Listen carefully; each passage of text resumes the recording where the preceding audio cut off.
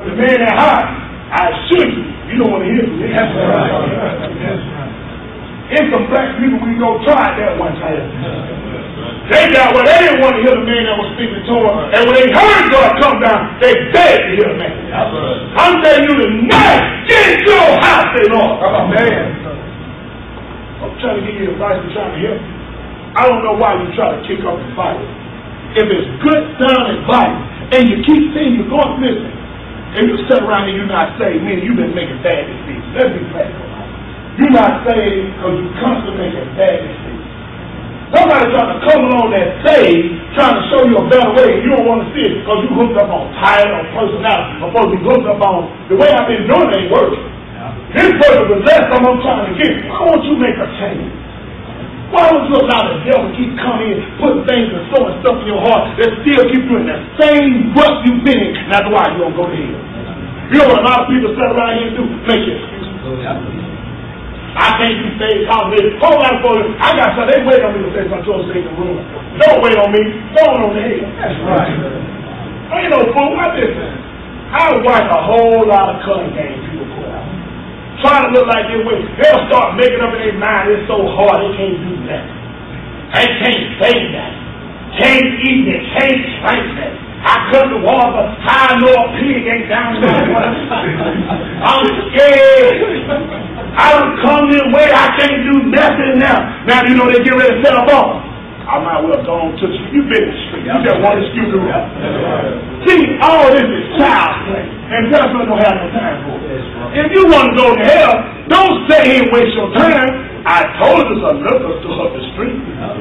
They got cigarettes. I'm sure they sell $1.5. They used to sell them back in the early 90s. Come on out here and do your thing and go to hell. But you got a man to be saved. Be saved. You need to heal these tongues. That's right. Quit sitting around making excuses. Hey, I feel you know what? I'm like, look, I really try to be slow to anger. And people might think I snap real quick and jump on stuff because I got a lot on my mind. I got people that are in here that are still trying to be saved. I got some on the other hand, they say they want to be saved, but their deeds actually don't show it. Once I've gotten fed up with after the Lord and laid in my heart, I'm going to get shot at. Because you know what I don't want you to do? I don't want you to hold up people that want to do the right thing. It's not personal, as the Apostle said. It makes me really different what a man do for a living. It's just best to jump into it, or don't conflict without it. You don't understand that? Those of you that want to be saved, who want to stay here and play with somebody that don't want to be saved? Who want the church to be held up because somebody don't want to do the right thing? See, this is what people lack. Whenever they had people that were in the congregation that were contrary, God would come down and consume them. That's why they were taught to get those people from the front. They already had that mentality because they knew if you forsake Brother Boston had leprosy, he couldn't stay in here. He wanted to come inside the temple, the tabernacle, and he was not to be among the congregation. Because he had something that was on him that was a curse, and he would be ostracized. When a person is committed, picking up that 1 Corinthians chapter 5, jump on down to verse 9. Get it about, brother. Amen. They was not supposed to be among the congregation. Right. Don't stand and tell me and let you alone, let you sit and commit sin. You can't stay in your house and be no one. That's right. That's right. Get you out of the month. Right. Listen to right here. Oh, you don't give me second Thessalonians chapter 3, I think about 22. You know that, but he told me to go and double. We're going to let our faith do the walk in the book. Amen. Listen to the book. 1 Corinthians chapter 5. That's verse 9. Amen. I wrote unto you in an epistle. Listen what he said. I wrote to you in a message. Right. What did he write? Not to keep company with fornicators. Right. They going to tell you ain't under the law now. You can't. That was under the law when you had to kick people out from among you when they were cursed. What Paul come along and tell you this now? Yep. Where did Paul get that privilege from? He got it from the law. That's right. I wrote to you in a letter, in a message, not to do what? Not to company with fornicators. Listen. Yet not altogether with the fornicators of this world, or with the covetous, or extortion, or with idolaters, for then must ye needs go out of the world. This is what he allowed them to go because the children of Israel had to still travel through other lands. They had other people that had mixed into the group with them. So he let them know, you're not going to escape every fornicator, every reviler, every extortioner. But listen to what I'm telling you about. But now I have written unto you not to company if any man that is called a brother. All right, there, brother. How they going to tell me, man, down the way where you can't do that now? Why did Paul say he tell you to get them from among us? Why? Because he understood the premise of the law. That's right. You had these people among you, you're a curse to congregation. Amen. I know what the devil told you. That's you. Let you do your own thing. You can't do your own thing in the church. That's right. See, people have a problem with the way I might administrate and do things, but I stay with the book. Yeah. So I tell folks, you can't, I've got you for the case, you commit adultery, we can't keep no company with you. Listen what he said. But now I have written unto you not to keep company if any man that is called a brother be a fornicator, or covetous, or an idolater, or a railer, or a drunkard, or an extortioner, with such and one knows not to eat. Man, I can't eat with them.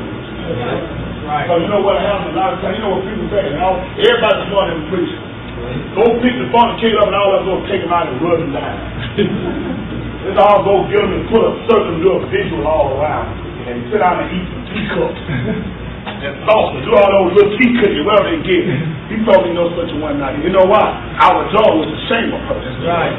See, you had some among you, and we know about you, it's ashamed to make you do that. Right? This is what he said. For what have I to do to judge them also that are without? He said, I ain't even worried about it, folks that's on the outside. I'm trying to be on the inside. Everybody's judging them to get in the house of God. That's right. See, people keep saying, why? When I preach, I know they always say, I'm done to the way of God church. I don't tell you it's the way of God church when I preach. I never tell the way of God church they get off from nothing. I'm trying to get the people to get the feel of God. That's why I'm telling you about the blessing and curse. When you get yourself in a predicament where God said, guess what? Ostracize you. Get you out for a month. When God comes out and he's hot, he get everybody. Right. They got that mama and told y'all in the room, say, all right, I quit playing to them. And that's why somebody keep playing and broke something. They ain't come out who did nothing. I ain't getting it. I ain't getting it. You know. These new women don't do that. They go get it started. I'm trying to be putting super glue. I'm trying to put your ear back on your head. I'm just trying to get some pride. I pull my foot out your behind. I ain't be getting no super glue putting them back together. You're going to be beating your behind when I come through that. Right. That's how it goes. When the Lord comes down, the congregation already knows what the rules are. So when you can't even have some money congregation, you say, I'm going to be gone. I'm not going to be a radical. You don't call me to make money go to hell. Right. Right. You know, let me consider why this stuff going. You know that 2 Thessalonians chapter 3 about verse 2.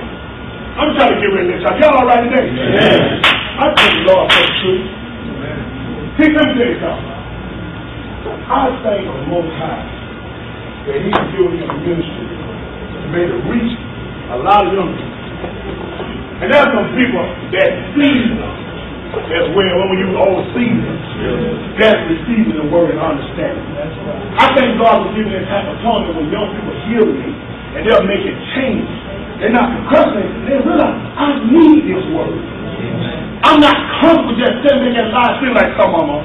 Some of my biggest sellers sitting out watching live stream, making that stream. They had to cut it. You know, my cousin, they said, oh, bless you, I ain't want to bother you. I know you be busy. I ain't worried. Then you want to call me because you know you get to talk when you need to come. So you get talking, you say, so what's all that blood you got to say? I'm not. You smoke. I know they know that. I always get a start. They don't want to bother me, they don't want to come. They think it's out of sight, out of mind. But I'm watching. You need to be obeying. Amen. There's never no excuse for obeying, not obeying. Anytime you obey, you say, I know all I said. I just hope you want to bother. I know you be so busy. And so many other people you got to worry about. I'm worried about you. You in their phone. That's right. Y'all don't want me to be worried about you. If I was them, I'd be the son. I'd be, yeah, you right. I don't need to be worried about you. I said, I don't want you to know that. I'll say that. You don't want me to be worried about you. I don't want you to put no member. Because you ain't caring about yourself. So don't waste my time caring about you. Right. Hey, I think I'm supposed to appreciate God. Because I care about your state, folks. This ain't no game. There is a matter of time, folks, you're going to be set in judgment. Don't you be no fool, folks.